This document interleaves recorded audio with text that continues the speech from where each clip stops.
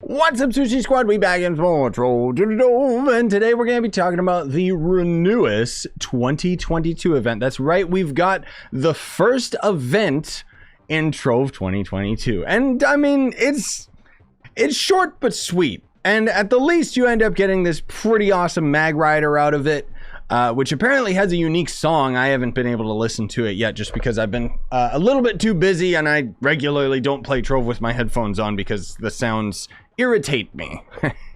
That's what happens when you've been playing a game for like 7 or 8 years or however long we've been on Trove. But anyways, you end up getting this thing for free, and you might have noticed like there's the mount here and a bunch of other things that have been plastered all over the game and all over their social media. That's actually something completely unrelated, which is the new Renewus reunion pack, which I'll have a review of this either today, tomorrow, or what. I don't know. I'll find a time to end up talking about this. But I did want to mention, just before we get into the event, a couple things. So a lot of you guys are always asking me about this Tomb Raiser costume, which this is actually a mix of the Tomb Raiser costume with the Shadowhunter costume's helmet. And that's actually related to the other Renewus costume pack that I can't currently see because I already own it. So I just wanted to let you guys know that that is in the store for a limited amount of time. And if you're new to Trove, you can use that sign up link down in the description, and then anything you buy out of the cash shop, I make a percentage of that sale. It's an awesome way you can help me out with cost of living and so on and so forth. Now, without further ado, the first part of the event is to visit the Radiant Dayspring. Honestly speaking, this event's pretty lackluster. Like, I won't complain because we got this, but generally speaking, it didn't do much to the overall game's experience. You know, like we basically come over to the hub, you go over to the Radiant Dayspring, bam, interact with it. That already completes a part of the quest and gives you absolutely nothing. The next part of the quest is to throw confetti, which I always forget that you can simply craft it. It's funny because the quest objective says something about clearing dungeons, which doesn't make any sense. But anyway, all you gotta do is craft 10 confetti balls. So that's just 1,000 glims, super duper cheap. And then for that, you end up actually getting 5 chaos chests, so that's pretty cool. And then the next part of the event is to defeat 50 enemies. These can be any enemies out in any area.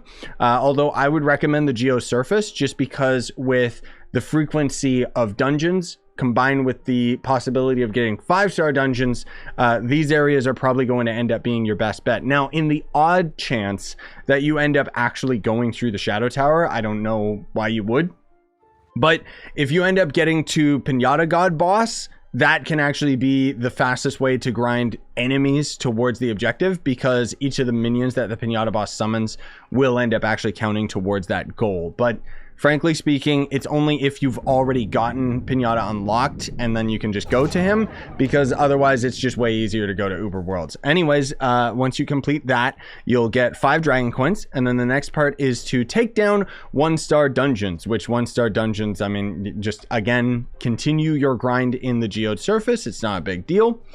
For completing that part of the objective, you'll end up gaining a Builder Superior Focus, which is an item used to augment your gems, which is very, very nice. And then you have to take down 3-star dungeons specifically, which this objective can be completed with 5 stars. So can the previous objective, because 5-star dungeons actually have a mix of 1-star and 3-star objectives. So you can end up actually just doing 5 stars in order to end up completing both of these objectives. So once you end up completing 5 3-star dungeons, you will get 15 Bound Brilliance. That's again not a bad reward. And then they want you to hit Renewus Orb. So these are actually the Renewus Orb. These basically act the same as invaders do out in the open world, but they despawn after a certain amount of time, as you see, obviously. They end up spawning in the hub, I think, every like 5 minutes or something like that. Does it actually say come back to the hub and wait for one of the Renewus Orbs to drop? It doesn't say when specifically, but either way, they don't take too long to spawn. The normal invaders inside worlds, I think, take like 8 or 12 minutes or something to spawn, so the Renewus Orbs is not as big of a deal. And then you just go and attack it, and it is a bouncy ball, which means that it is going to try and get away from you. So you could, I don't know, if you're really having trouble keeping up with them, like maybe you're a slower character or something, you might want to use one of the characters that has the pull ability, so Revenant's ult or candy bar with the class gym ability. I don't know. It's up to you. But anyways, you gotta hit the orb 10 times. I found it kind of fun because when I was attacking it, it was getting away from me, and I was on my Lunar Lancer, so I could keep up with it. So it just kept getting faster and faster, and I don't know, it was kind of a fun little game. But you'll end up getting 5 Forge Fragments out of it, which is a resource that you normally get from Geode Surface, if I recall. And then the last part of the objective is, oh, this one's a doozy.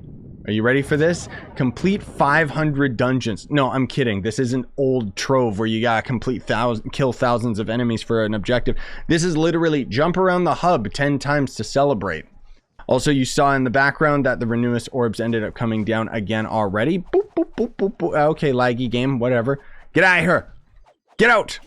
I'm trying to knock it away, but it's not really working. There, they'll chase it. So ranged characters can also hit the orbs pretty well. So anyways, you jump 10 times and then bada bing, bada boom, this bad boy is going to end up showing up in your collections menu. So you just gotta make sure that you actually claim it, because otherwise it's not going to end up showing up, well, just in your style section or whatever. Not style section, mag rider section. In this, yeah. Anyways, and then other than that, that's pretty much gonna do it. Like I said, there's going to end up being a separate video that's going to talk about the pack, because that way we can have it completely laser focused on talking about it. And then otherwise, I hope you ended up having, finding this video helpful and having yourselves a fantastic new year so far. Anyways, smash like, sub for more, buy the merch you want to support the channel, and have a great day. Bye, gamers.